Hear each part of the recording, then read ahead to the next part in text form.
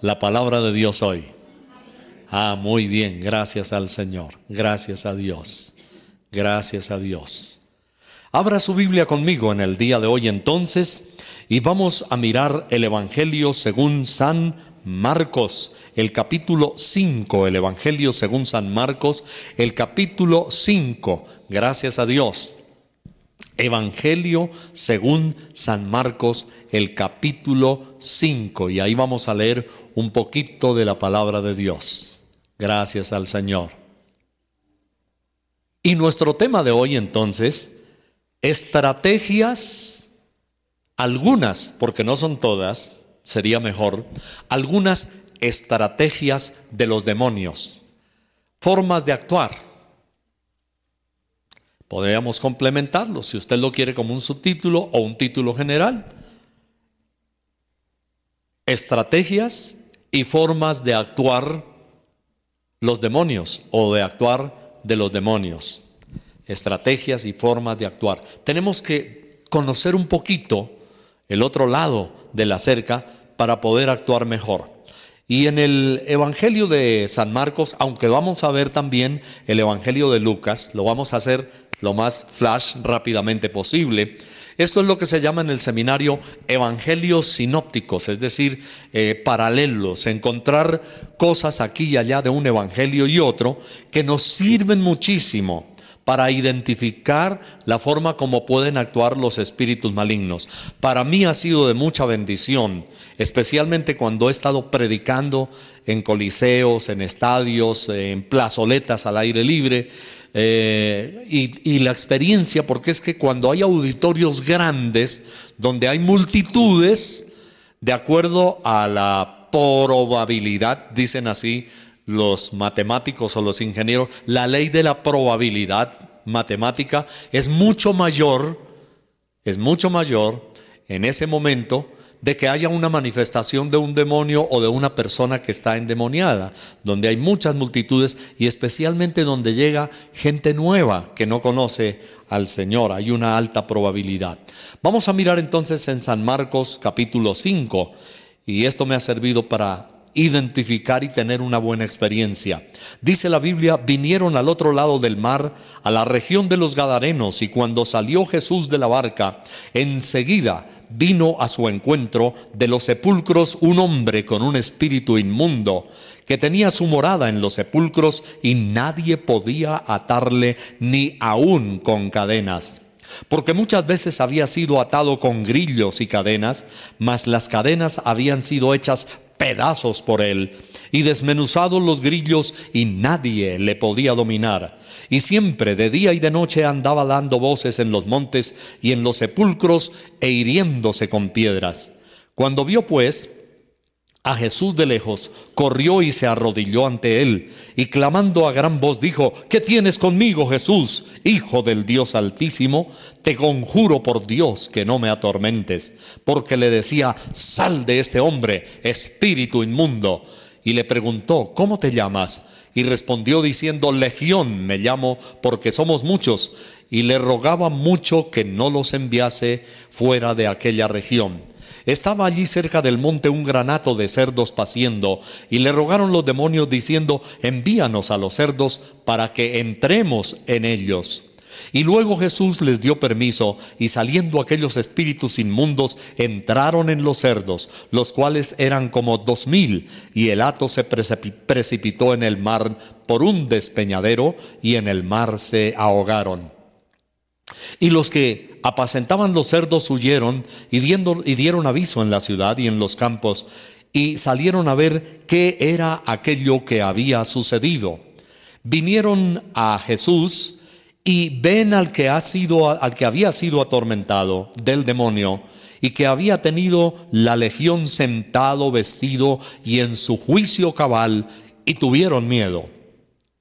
Y les contaron los que lo habían visto cómo le había acontecido al que había tenido el demonio, y lo de los cerdos. Y comenzaron a rogarle que se fuera de sus entornos.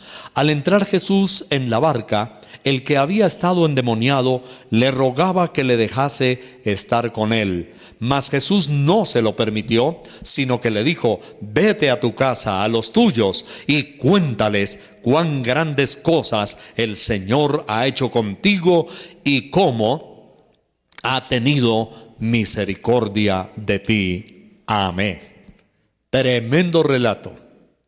Y hay una cantidad de cosas ahí que nos muestran la estrategia, la forma, la maña, por no decir la marrulla. Los demonios son marrulleros. Ellos son astutos, sagaces, formas de actuar, cosas que pueden suceder. Aquí hay muchas preguntas en un solo pasaje de la Biblia resueltas acerca de lo que la gente se hace hoy en día. Preguntas que se hacen sobre cómo actúan los espíritus malos, qué puede suceder. Y eso nos ayuda mucho para nosotros ministrar también a otras personas. Algunos de los aspectos que notamos aquí, que vamos a ver rápidamente también en Lucas, y justamente en esta región dice el versículo 1 de San Marcos, del capítulo 5, vinieron al otro lado a la región de los Gadarenos. Esta región de los Gadarenos se conoce también como lo que en la antigua ciudad bíblica o región bíblica, mejor, era la región de Decápolis. Deca viene de 10, eso es del griego, y polis significa ciudad. De tal manera que cuando usted encuentre en la Biblia, en el Evangelio, Decápolis, entonces ya sabe, Deca, 10, y polis, ciudad. Entonces eran ciudades que estaban a la orilla de ese lago. De noche dicen que era un espectáculo hermoso, porque había por todo lado antorchas y eran aquellas ciudades que estaban ahí. Y en esa región dice la Biblia que el Señor salió de la barca y vino a su encuentro uno de los sepulcros, hombre con espíritu inmundo. Vamos a resolver preguntas sencillas, muy fáciles, pero que a veces causan intriga, impresión, dudas en la gente. Y entonces la primera cosa que podemos resolver así rápidamente ¿es cierto que los espíritus malignos buscan lugares siniestros para anidarse, para amañarse o para vivir allí?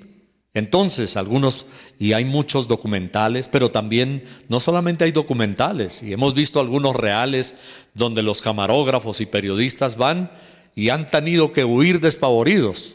A veces el periodista sale corriendo y el pobre camarógrafo se cae al piso ahí porque hay una aparición, ¿sí? ¿Verdad? Hay ruidos, hay voces de niños que lloran, que gritan. Ha habido documentales, pero también hay multitud de películas. Uno de los aspectos del cine que más vende es lo de terror, ¿verdad? Todo lo que es terrorífico, todo lo que espanta, ese tipo de películas.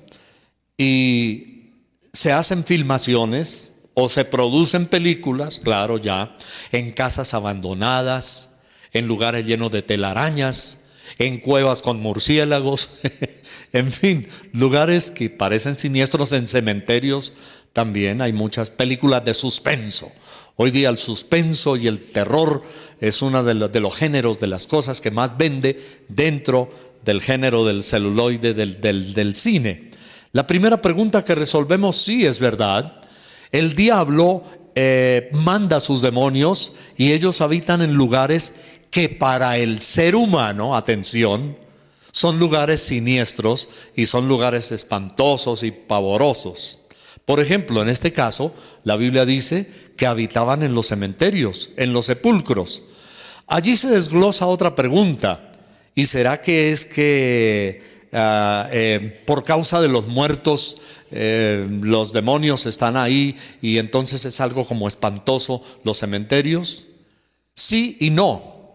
No, porque ahí están los huesitos de la gente, pero, y esto lo he podido observar en mi ministerio de años y años predicando en muchos lugares, Y es que en las regiones donde hay muchos mitos, donde hay leyendas, donde hay tradiciones, algunas de ellas ciertas, otras son falsas, y entonces se han enclaustrado, la gente, digamos, ha dado crédito a la superstición. Por eso la palabra de Dios nos habla en el Antiguo Testamento. En el libro de Deuteronomio, por ejemplo, la Biblia nos habla, y en Números, Dios advertía a la gente y decía: no haya agorero entre vosotros. No solamente, observen, no solamente espiritista, hechicero, satanista, brujo o bruja, sino agorero. El agorero tiene que ver mucho con los agüeros, con las falsedades, con las mentiras. El ser humano ha levantado mentiras, ha puesto agüeros, y los demonios se aprovechan de eso. ¿Para qué? Para reforzar el cuento. En otras palabras, el diablo se aprovecha de las mentiras, de los cuentos que la gente se inventa, para, reforzando eso, poder tener más facilidad de manifestar sus demonios y sus obras diabólicas. Es así que una persona, un hijo de Dios, que no cree en los agüeros, no va a tener miedo. Para mí no hay problema. Yo podría ir a las 12 de la noche, a la 1 de la mañana, pasearme por todo el cementerio, y yo sé que nadie se va a levantar de ahí, y sé que ningún demonio se me va a aparecer. ¿Por qué? Porque los demonios saben quién soy yo, porque yo ya conozco la palabra de Dios, porque yo voy en paz en la investidura de Jesús de Nazaret, de la sangre de Cristo, del poder del Espíritu Santo. Y además sé por la experiencia de años y años, atando, reprendiendo, liberando endemoniados, yo lo sé, los demonios me tienen pánico, un miedo espantoso. Y los he comparado, y al mismo diablo, que Satanás y sus demonios son como un perro que hace mucho ruido, pero no puede hacer nada. Y los comparo con el perrito pequinés, escandalosos como ellos solos, pero cobardes. Sí. Una vez me contaron que había un señor que había puesto un aviso: beware of the dog, cuidado con el perro. Y el hombre de la tienda dijo que había puesto el aviso allí, cuidado con el perro, no era para espantar a los clientes, sino que cuando la gente entraba no se daba cuenta, porque el perro era muy chiquito y al pobre le pisaban la cola o las paticas y lo hacían chillar al pobre perro. Cuidado con el perro. Entonces la gente estaba pendiente del perro, decía: ya lo vi, no lo voy a pisar. El diablo es así. Cuidado con el perro. Cuidado, ¿por qué? Cuidado, lo aplasta. ¿Me entiende? Usted, como hijo de Dios, está investido de autoridad y de poder del Señor. La gente es supersticiosa. Son tradiciones orales y a veces escritas que nos han trasladado los tatarabuelos, bisabuelos, abuelos, y llegan nuestros padres y a nosotros: ¡ay, cuidado, no salga de noche por ese campo! Allá siempre estaba la patasola. Y algún día yo les conté a ustedes, cuando yo era niño, estaba en el campo, en una población de Cundinamarca llamada La Palma. Yo creo que tenía unos 4 años, tal vez, 4 o 5.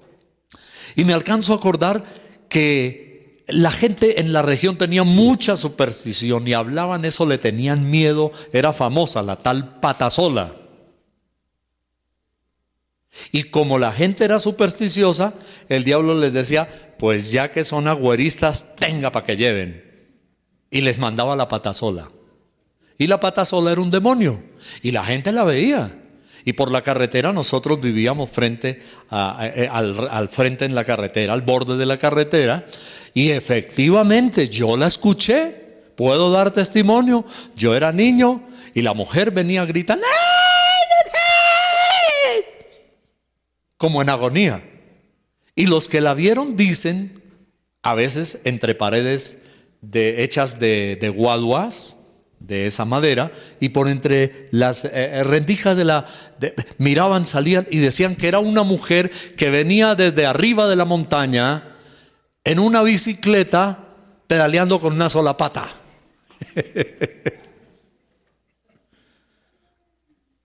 Y cuando pasaba frente a la casa, el gallinero que había detrás de nuestra casa, que eran algunas varas, pero árboles, las gallinas se subían a dormir en los árboles que no eran muy altos ahí, y las gallinitas hacían pi,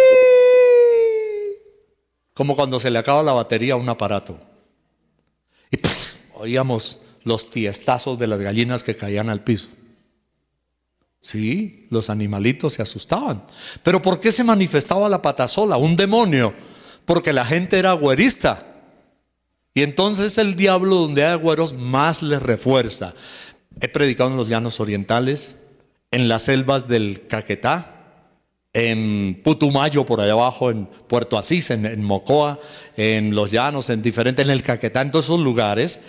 Y la experiencia que el Señor me ha dado, por una parte la teología, la parte doctrinal, pero por otra la experiencia, es que donde hay agüeros, más se manifiestan los demonios. Y lo que la gente piensa y cree, eso les pone el diablo. ¿Para qué? Para atrapar más a la gente. Al diablo le gusta que le tengan miedo. Al diablo le gusta que le tengan respeto. Al diablo le gusta dominar. Es un ser siniestro. Entonces, por eso los demonios escogen lugares que para la mente de la persona son siniestros. Aquí la Biblia nos dice que habitaba en los sepulcros. ¿Qué hay de raro en los sepulcros? Nada, huesitos de muertos, nada más. Pero como la gente es tan supersticiosa y le tiene miedo hasta los huesos de los muertos, pues el diablo aprovecha y dice, les vamos a filmar la película para que crean más en eso. De tal manera que dice que le salió un hombre con espíritu inmundo. Versículo 3 de Marcos 5, tenía su morada en los sepulcros y nadie podía atarle ni aún con cadenas. Y en Marcos 5, 4 dice, porque muchas veces había sido atado con grillos y cadenas, mas las cadenas habían sido hechas pedazos por él, y desmenuzaba los grillos, que eran como las esposas de hoy, y nadie le podía dominar. Segunda pregunta, entonces, los demonios tienen, o mejor, los endemoniados, ¿tienen fuerza descomunal, extraordinaria? Sí. ¿Quién les da esa fuerza? Los demonios. Cuando he estado predicando en cruzadas evangelísticas, me acuerdo que muchas veces que ha habido gente que se manifiesta así, y entre la multitud hay ujieres o digamos diáconos, hermanos ayudantes de las congregaciones, que para evitar que el endemoniado o la endemoniada, el tipo no haga sabotaje, se van y lo agarran. Y yo los he visto hacer con los brazos así y botarlos como racimos por el suelo, y los he visto tener pánico. De las primeras cosas que he hecho es que yo me bajo corriendo de la plataforma hacia donde está el endemoniado. No forcejeo con él, no hago una guerra física, pero le ato y le reprendo en el nombre de Jesús de Nazaret. Algunas ocasiones Dios me ha guiado a hacer algo que pocas veces hago, a menos que el Señor me lo muestre. Como siempre yo tengo el aceite para ungir a los enfermos y para ungir, a veces les he puesto un chispazo de aceite así y se caen al piso y se van al suelo. O sea, nuestra guerra, como dice la palabra de Dios, es otra verdad teológica, no es contra fuerzas humanas, contra sangre y carne, es decir, personas de carne y hueso, sino contra principados, dice la Biblia, y potestades y gobernadores de las tinieblas, y hay que atacarlos y reprenderlos en el nombre de Jesús, y ellos tienen que ceder y ser vencidos por la sangre de Cristo que tiene poder. Segunda verdad, nosotros debemos actuar en el espíritu y no en la carne. Muy bien. Otro asunto, ¿hay vagabundos en el mundo que son endemoniados? Sí. Hay gente con un espíritu de vagabundería. Y no me refiero solamente a la vida disoluta, aunque también lo es, una vida inmoral, de prostitución, de homosexualismo, muchas veces, de lesbianismo, y aunque se pongan bravos los de la diversidad sexual, porque como escribí hace poco en internet, hace unos meses, que hoy a una aberración le llaman diversidad. Maquillan la palabra y la ponen bien bonita y hasta establecen leyes. Cuidado, usted va a ofender la diversidad porque corre el riesgo de irse a la cárcel. Bueno, eso está listo y está visto en la palabra de Dios también, que a lo bueno le dirán malo y a lo malo le dirán bueno. Pero sí, hay personas endemoniadas que son vagabundos y vagabundas. Vamos a mirar, versículo 5 de Marcos 5 dice: y siempre de día y de noche andaba dando voces en los montes y en los sepulcros. Entonces, errantes, vagabundos. Hay gente que son errantes, vagabundos. Hay unos que si son inmorales, en el sentido de corruptos, son vagabundos y vagabundas. No estoy hablando de prostitución a veces, sino de gente que es errante y vagabunda. Y conozco personas, y hay gente que incluso va de un lugar a otro y esa es su vida y nunca tienen estabilidad. Los demonios tienen un dominio y un control de esas personas y ese espíritu no los hace tener estabilidad. Incluso muchos viviendo en casa, atención, pueden llegar a tener un espíritu errante y vagabundo. Gente que no hace nada, que no sirve para nada, que comienza una cosa y no la termina. Usted podrá estar pensando, pastor, pero es que hay gente que es indisciplinada, que también hacen cosas y no las terminan. Sí, es cierto. Entonces diferenciemos. Puede haber algo que es del temperamento propio, del carácter de la persona, pero también no descartemos, atención, la posibilidad que alguien pueda tener de parte del diablo un espíritu vagabundo, errabundo, que no se estabiliza y que no hace nada. Ahora, más si está con una posesión como porque ya vemos más adelante en la Biblia que cuando el Señor le preguntó cómo te llamas, dijo legión, porque somos muchos. Imagínense, eran miles los que estaban dentro de este endemoniado. Dice legión, porque somos muchos, dice, y eran miles. Una persona con un espíritu demoníaco de posesión, entonces se puede volver una persona incontrolable e incontrolada por sí mismo. No tiene un dominio completo de sus facultades intelectuales, mentales y de su voluntad. Y entonces es mucho peor todavía. Yo me acuerdo en alguna ocasión iba por la avenida Circunvalar en lo alto de los cerros, en la parte oriental de la ciudad de Bogotá.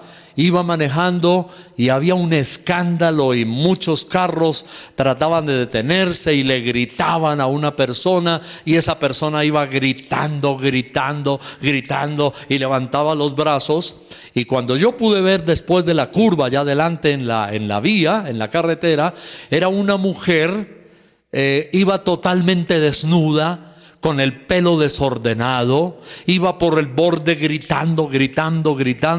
Inmediatamente nos pudimos dar cuenta que indudablemente era una mujer, y el espíritu a uno le da el sentir, era una mujer endemoniada. Entonces hay personas como este endemoniado, dice que de día y de noche andaba dando voces en los montes. Pero versículo 6, aquí comienza lo emocionante de la película. Cuando vio pues a Jesús de lejos, corrió y se arrodilló ante él. Marcos capítulo 5, versículo 6, corrió y se arrodilló ante el Señor y clamó a gran voz. Esto es lo importante y sensacional. De paso, mi amado hermano, hermana, quiero decirle algo a usted. Llénese de la presencia de Dios. Busquemos siempre la unción del Espíritu Santo. Dígale: Dios, yo quiero tener tu bendición, quiero tener tu poder, quiero tener tu autoridad. Porque cuando tenemos la unción de Dios, hay algo importantísimo. Y entonces esta es la otra cara de la moneda, por supuesto. Cuando usted tiene la unción de Dios, a veces, no todas, atención, para no ir a caer en herejía, pero a veces, sin que usted actúe, sin que usted sea un agente activo, Dios hace cosas que le van a sorprender a usted mismo. Lo quiero repetir porque es muy importante. Cuando usted tiene la unción de Dios, a veces, sin usted actuar, suceden cosas maravillosas. Esta mañana en el programa radial y esta semana reviví ese testimonio tan lindo en nuestro programa radial hace unas horas. Transmitimos el testimonio de un muchacho, Rubén Darío, y no me acuerdo si el apellido es Castro o algo así, pero bueno, Rubén Darío. Estábamos predicando en la ciudad de Manizales. Yo he contado varios testimonios de esa ciudad porque es que allá hay Dios hizo unas cosas tremendas. A una muchacha le dio la vista, pero este Rubén Darío, estábamos frente a la catedral grande ahí de Manizales, al aire libre, y Rubén Darío contó esta mañana con mucha conmoción y lágrimas su testimonio. Él dice: yo no creía que Dios hacía milagros. Yo había ido varias veces a una iglesia cristiana, pero yo creía que Dios no hacía milagros. Yo no tenía fe para eso. A mí Dios no me había hecho ninguna señal. Y yo decía: Dios no me hace señales, dijo él. Y entonces dice: pero Dios me ha hecho señal hoy. Y Dios, aunque él estaba de una manera indiferente e incrédula, y fue una pregunta que hicimos en la radio: ¿por qué Dios sana a veces gente que no tiene fe? Y él dijo: Dios me sanó mis 2 dientes, eran los centrales superiores, desportillados, rotos, por supuesto. Había una caries allí, se le partieron los dientes y estaban podridos. Yo no sabía lo que había pasado, yo simplemente había predicado la palabra de Dios. Habíamos orado, yo no me acuerdo si, porque hay casos que ha sucedido, que ni siquiera hemos orado y Dios lo sana. Yo no me acuerdo si ya habíamos orado o no por él, pero el caso es que él cuenta conmovido y dice: Dios me hizo señal y me dio dentadura nueva. ¡Qué tremendo! Yo estaba conmovido y dije: pero yo no le dije: Señor, sánale la dentadura. Yo no oré por eso. Yo no dije: Señor, mire que él tiene los dientes desportillados. A lo mejor si hubiera orado, quién sabe si el Señor lo hubiera sanado o no. Es la soberana voluntad de Él. Nosotros tenemos fe, pero no sabemos. Hay gente que Dios no le sana la dentadura y tienen que ir al odontólogo. Pero ese día Dios sanó a Rubén Darío, y ustedes lo escucharon esta mañana en la radio contando. Y entonces después yo decía: bueno, ¿por qué le sanó el Señor si dijo que no tenía fe? Una razón es que donde hay un ambiente de fe, alguien me decía en estos días, no recuerdo, de una cruzada evangelística donde la gente, sí, fue Jonathan, justamente, que me comentó ayer, cuando estuvimos en la campaña, hice una campaña en la ciudad de Santa Marta, y Jonathan era como de la edad de su hijo, yo creo, o más grandecito, por ahí. Era un niño, y él dice que la iglesia había orado mucho. Todas las iglesias se unieron con la cuadrangular y oraron mucho y hicieron ayunos ahí en Santa Marta.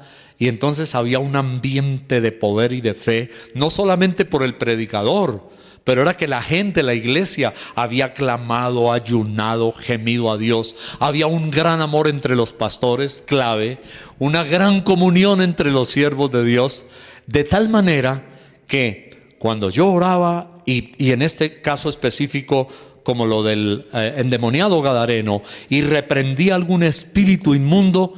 Alguna vez también les conté algo sobre eso, parlantes allá en lo alto, y gente que iba por allá a 1 o 2 cuadras: te reprendo, demonio, en el nombre de Jesús de Nazaret. Y había gente que se caía por allá en los andenes que ni siquiera estaban ahí cerca. Y hablábamos que en Santa Marta, por ejemplo, la gente del común ha tenido tanto evangelio y tanta palabra que hasta los que no son cristianos, los no conversos, o dicen sin convertirse o inconversos, conocen muchas cosas de cómo actuar, y hasta venían desde por allá, buscaban líderes o pastores y les decían: pastor, vaya, atienda ese que se cayó allá, que está endemoniado, ahí se está revolcando. Vaya y atiéndalo. Y era porque había un ambiente de poder y de fe entre la gente. Ahora, ¿por qué sanó Dios a Rubén Darío? Porque había un ambiente de fe, pero también por otro asunto. Él decía: Dios no hace señales. Entonces Dios hace las excepciones a algunas de sus reglas, y aunque él dijo que no tenía fe, Dios lo sanó. ¿Por qué o para qué? Para demostrarle su misericordia. En San Juan 10 encontramos el caso de un ciego que los mismos judíos decían: Señor, ¿quién pecó, este o sus padres, para que haya nacido ciego? Y el Señor dijo: no, ni este ni sus padres, no es por eso que él está ciego. Él está así para que se manifiesten en él las obras de Dios. Y en efecto, fue vuelto a la vista. Y entonces, ¿qué sucedió? Mucha gente se convirtió al Señor. Entonces, Dios hace cosas a veces cuando hay la unción, que sin necesidad de nosotros actuar, Dios lo manifiesta. Mire que Jesús va caminando, y la Biblia dice, el versículo 6 de Marcos 5, que cuando vio a Jesús de lejos, corrió y se arrodilló ante él. ¡Qué contraste! Otros lo perseguían a él como a un pobre perro, una liebre, y lo ataban o lo agarraban con los brazos para que él pues no hiciera daño, y le ponían cadenas y las despedazaba y los hacía correr a ellos, como en el libro de los Hechos también nos dice que 7 hijos de un tal Esceva no pudieron contener un endemoniado y salieron heridos. Pero aquí el caso es al revés. Cuando el endemoniado o los demonios que están en él ven a Jesús, vienen y se tiran de rodillas delante del Señor y se arrodillan y clamando: Hijo del Altísimo, no me atormentes. ¿Atormentes? El Señor todavía no había dicho nada. Era que la sola unción, era que la sola presencia de Jesús, la unción del Espíritu que había en Jesús de Nazaret, hacía que los demonios se sintieran atormentados. Cuando tú tienes la unción del Señor, muchas veces no necesitas ni actuar. El solo hecho de que tú estés ahí, Dios obra milagros, Dios ata demonios, Dios hace que se vayan fuera. Me ha sucedido, he tenido también esa experiencia. Gente endemoniada que dice: no me atormentes. Y es que cuando llevamos la unción del Espíritu, hay cosas extraordinarias que pueden suceder. Entonces el Señor Jesús le dijo: sal de este hombre. ¿Cómo te llamas?, le preguntó el Señor. Le dijo: Legión, porque somos muchos. Y le rogaba mucho que no los enviase fuera de aquella región. Otra pregunta más, una cuarta: ¿los demonios se anidan? ¿Los demonios se amañan? Sí. ¿En dónde se amañan? Se pueden amañar en una persona. Cuidado, los demonios pueden perseguir y amañarse en un ambiente familiar y enclaustrarse, anidarse ahí. Hay muchas circunstancias que permiten a los demonios que se traten de anidar y hacer daño. Así que tenemos que estar vigilantes, dice el Señor, porque vuestro adversario, el diablo, dice la palabra, anda alrededor de vosotros buscando, como león rugiente, a quien devorar. Entonces sí, ellos se anidan también en lugares. Ellos buscan algunos sitios aparentemente solitarios. Casas abandonadas, sí, es cierto. La Biblia nos muestra, también nos habla de regiones, de las supersticiones de la gente, como los sepulcros. Y la Biblia nos dice que los demonios le pidieron al Señor que les diera la facultad de entrar en los cerdos. Una quinta pregunta: ¿puede haber animales endemoniados? Sí, puede haber animales endemoniados. Es más, muchos hechiceros los usan para brujería. Hay algunos que usan serpientes, otros usan zapas o ranas o sapos, otros usan mucho los gatos también. Y tengo entendido que en algunas regiones, como en ciertos lugares de la costa, utilizan hasta iguanas para brujería y hechicería. Entonces puede ser posible que haya animales endemoniados. Y yo digo: uy, de pronto, si en una casa están endemoniados, de razón, algunos de los que estudian los comportamientos de los animales dicen que los perros, por ejemplo, terminan pareciéndose a su amo en su carácter, en su temperamento. Vaya a saber si el amo está endemoniado. Pero es una realidad. Entonces, quiero concluir hoy y el pasaje paralelo, que es casi todo lo mismo que está en Lucas, en el capítulo 8, para que usted lo tenga en cuenta, si quiere escribirlo, anotarlo, ahí en Lucas, en el versículo 32 del capítulo 8 dice que el Señor le dio permiso a ellos para entrar en los cerdos. Una sexta verdad: usted puede atar y sellar la casa. Me acuerdo que cuando estábamos en Plenitud, calle 52, di un mensaje cuyo título era ungiendo y atando y sellando la casa. Atando y sellando la casa. Encontré un cassette por ahí de esa predicación, me acuerdo. Está escrito con la letra de nuestro hijo Rubén. Él marcaba las predicaciones, gracias. Y ahí dice, atando y sellando la casa. Podemos sellar la casa. ¿Cuál es la casa? La vida de la persona. El Señor, por ejemplo, le decía a varios demonios: sal de él y no entres más en él. Selló la casa. El Señor decía: no te doy permiso para que trates de volver a meterte otra vez en esta persona. Sellando la casa. Tenemos el sello del Señor y del poder del Espíritu Santo. O sea, nosotros tenemos, y Dios nos ha dado, cierta autonomía. En este caso, el Señor les dio permiso para que entrasen en los cerdos. Ahora, esa autonomía es utilizada con mucha madurez, con mucho cuidado, porque una persona que no tenga un conocimiento, un dominio, una estructura, una ingeniería teológica de la palabra de Dios puede cometer errores. Atención, puede cometer errores. El Señor nunca los cometió y Él usó prudentemente su autoridad y su autonomía. No me refiero prudentemente en el sentido de no ser contundente de echar a los demonios. No, los echó. Y era que los echaba, y a veces se iban sin que Él estuviera diciéndoles: váyanse de aquí. La presencia del Señor hacía que se fueran. Pero en la administración hay que utilizar también las cosas con prudencia. Hay gente que utiliza, y hay en nuestra página de la iglesia, un mensaje sobre el problema de los mitos y verdades acerca de los espíritus malignos. Ahí ya son las exageraciones humanas que se parecen, y vuelvo a decir, cuando hay algo importante, ustedes han notado que yo digo atención, y hay cosas que en la administración de algunas personas se pueden llegar a parecer a la superstición de la gente que no conoce al Señor. ¿Me entiende? Mitos, cosas. Solo menciono una. Llegó una corriente del Caribe por allá, del norte de Colombia, y decían: el demonio sale por tos. Todo el mundo a toser. Es ridículo.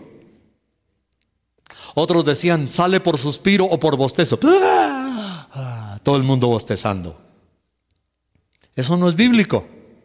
Sale por bostezo, sale por tos, sale por suspiro. Debemos tener cuidado. Entonces, quiero en esta conclusión referirme precisamente a eso. Tengamos cuidado de las supersticiones religiosas, porque hay las supersticiones de las tinieblas, pero también hay supersticiones religiosas.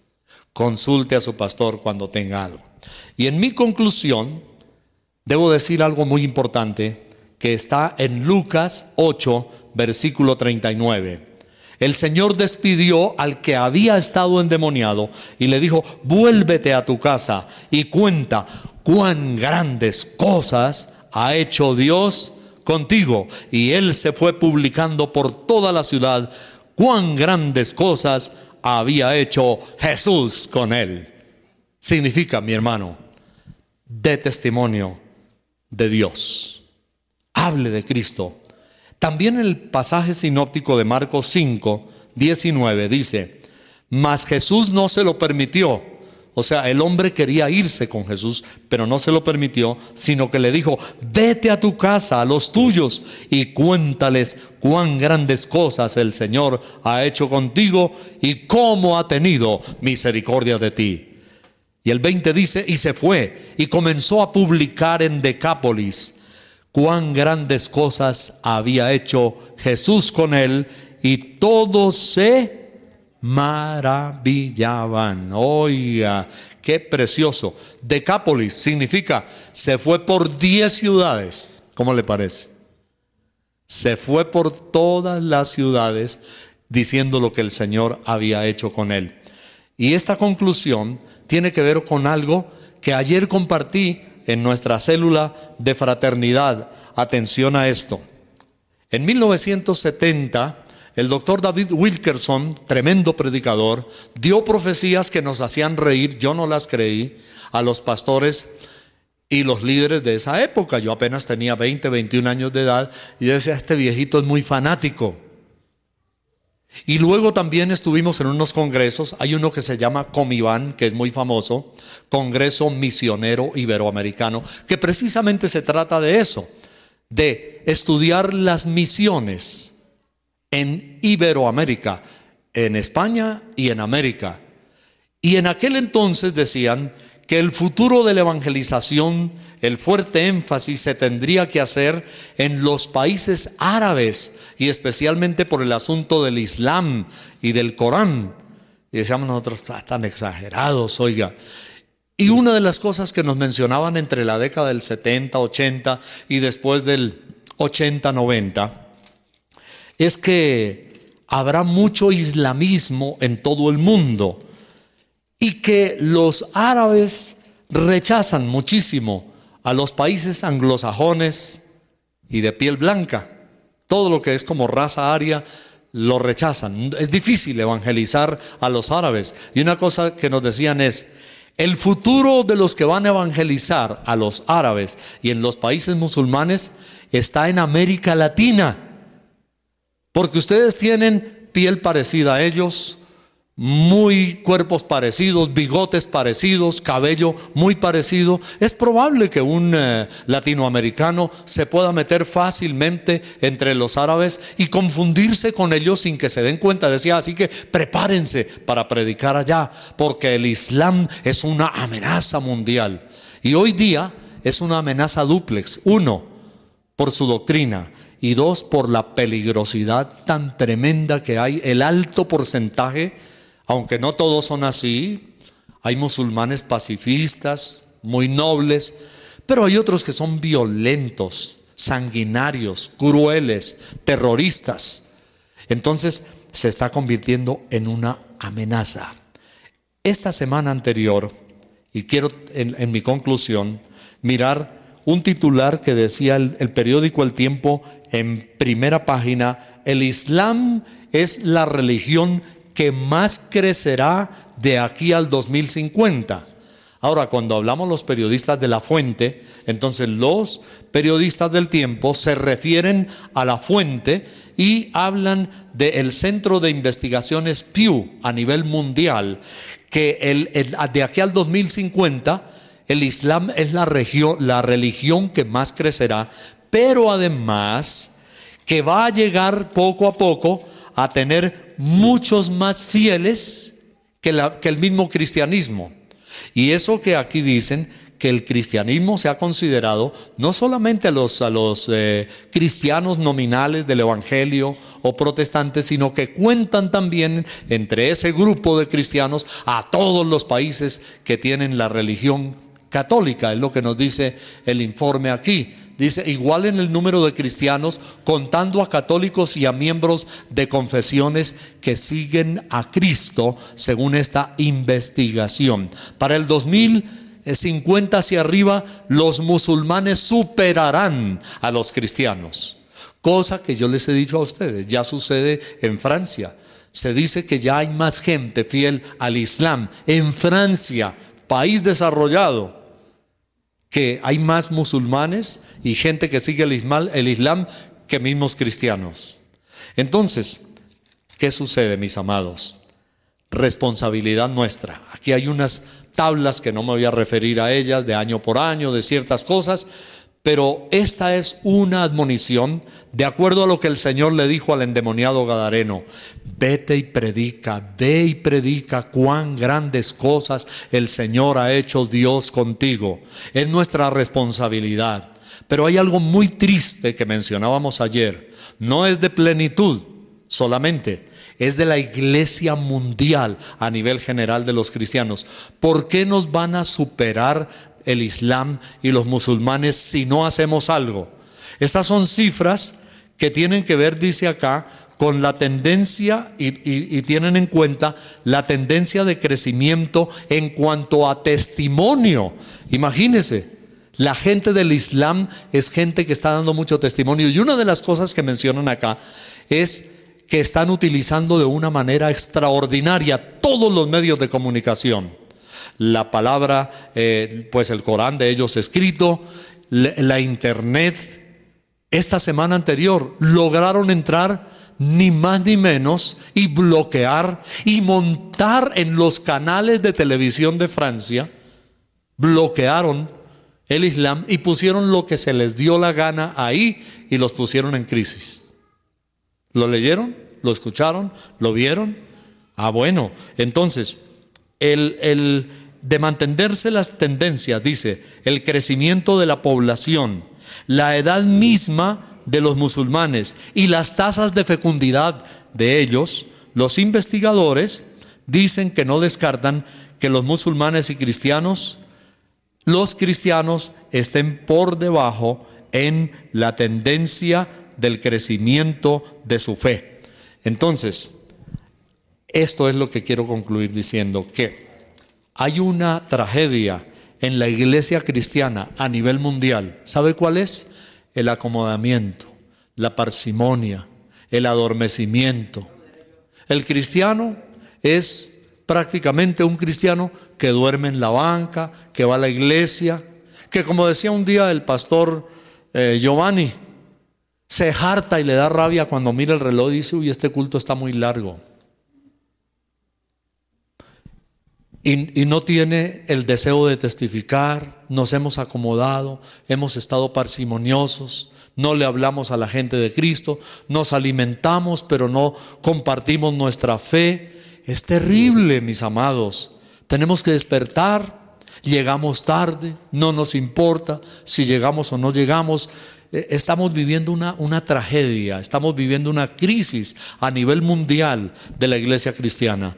Y yo creo, hermano, que nosotros, como dicen los jóvenes de colegio, tenemos que pellizcarnos, tenemos que decir: no, el Islam no va a hacer esto. Mire, vi unos foros en televisión estos días de un periodista y un canal muy prestigioso en Colombia, donde hablaban con políticos, politólogos, senadores, sobre este problema del terrorismo del Islam. Y algunos de ellos decían: mire, es que como sucede a 12,000 kilómetros de distancia de nosotros, que mataron 100, que al otro día 50, que de otro día 500, que bombas y todo, decían ellos, creemos que a nosotros no nos va a llegar. Pero existe un alto porcentaje de probabilidades. Basta 2 locos de esos endemoniados para matar 200 personas. Simplemente se ponen una carga explosiva y la pueden poner en una plaza pública, Parque Simón Bolívar, Atlantis, cualquier lugar de Bogotá. Simplemente eso, y decían: creemos. Ahora, el asunto es curioso, que este informe del tiempo y del centro de investigación que hay a nivel mundial no es de cristianos, es de gente experta en eso, en estadísticas, y dice: mire, existe este río. Ni siquiera es una advertencia hecha por cristianos.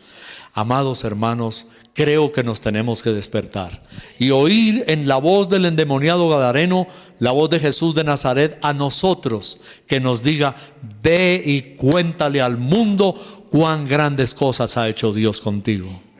Amén. Ve y cuéntale. Hagámoslo, hermanos.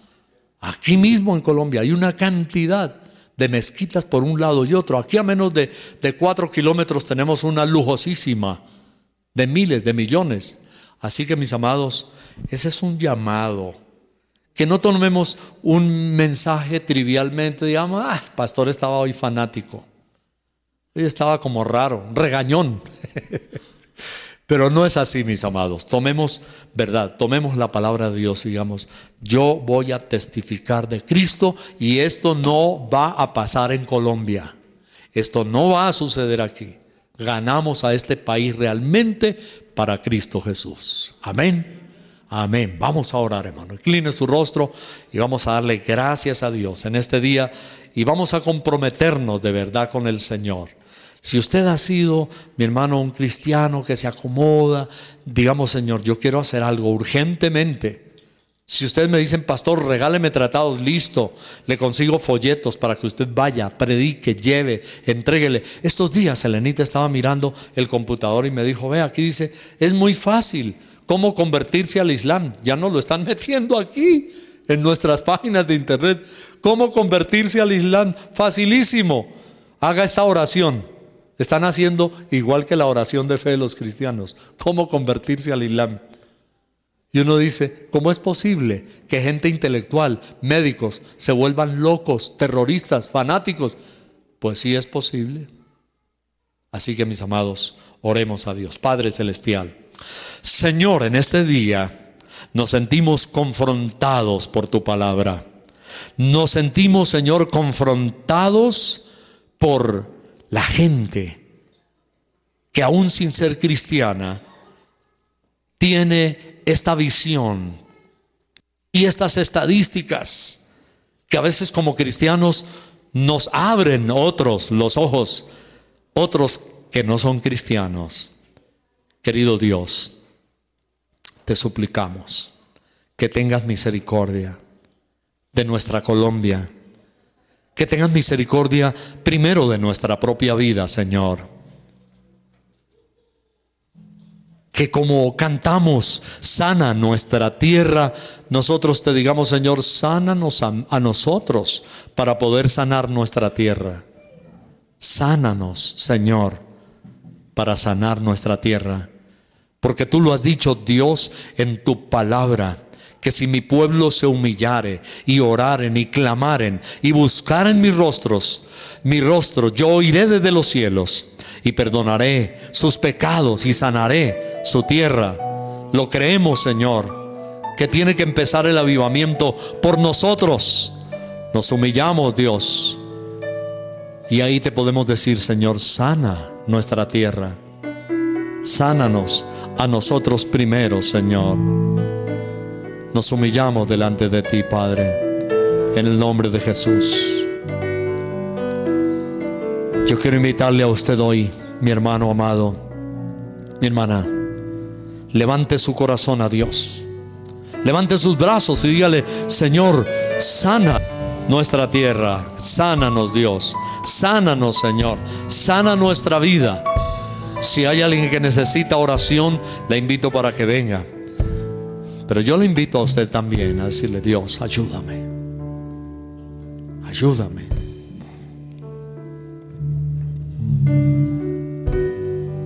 Gracias, Dios.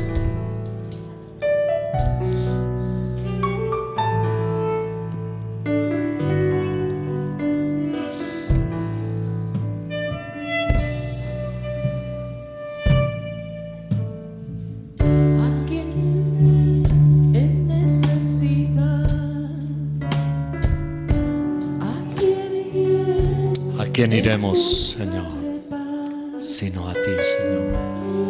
Gracias, Dios, en el nombre de Jesús. Gracias, Señor. Sí, Padre, en el nombre de Jesús. Ministrale, Señor. ¿Quién más tendrá de mi compasión? Gracias, Dios. Entenderá Gracias, Señor. mi corazón. Gracias, Señor. ¿Quién cambiará mi eternidad sino tú? Gracias, querido Señor. Jesús, Cristo. Aleluya, en el nombre de Jesús. Gracias, Dios, en el nombre de Jesús. Gracias, ministra, Señor. Bendice, Señor, en el nombre de Jesús.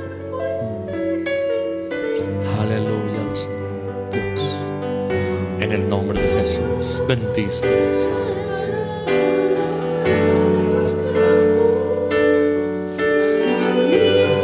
Gracias, Dios.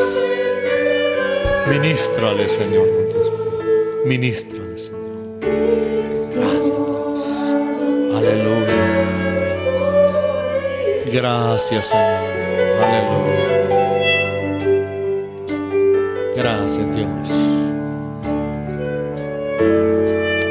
Bendito tú eres, Señor.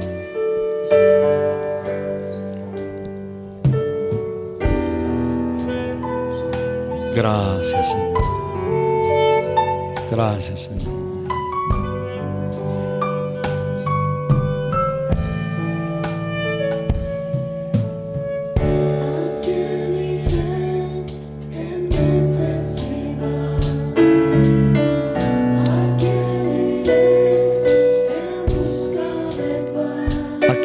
¿A quién iremos, Señor, si no es a ti?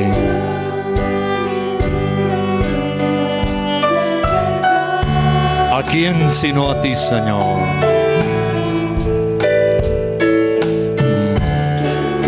Gracias, Dios. Bendito tú eres, Señor.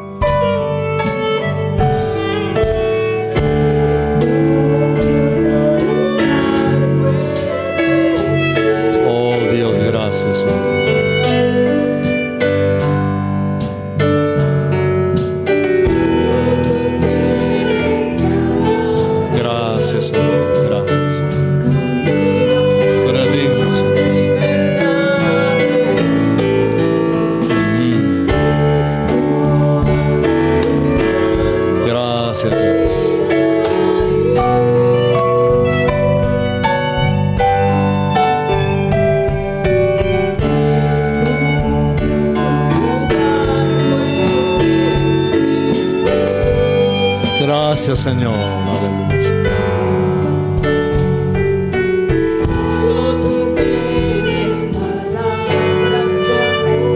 Amén, Señor. Reciba.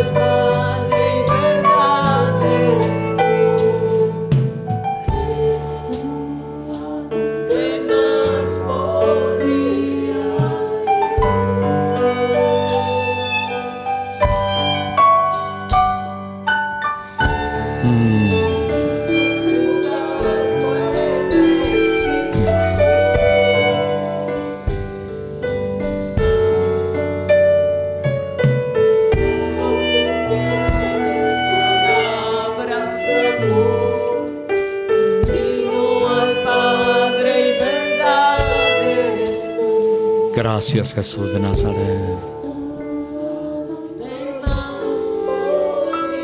Te adoramos, Señor. Gracias.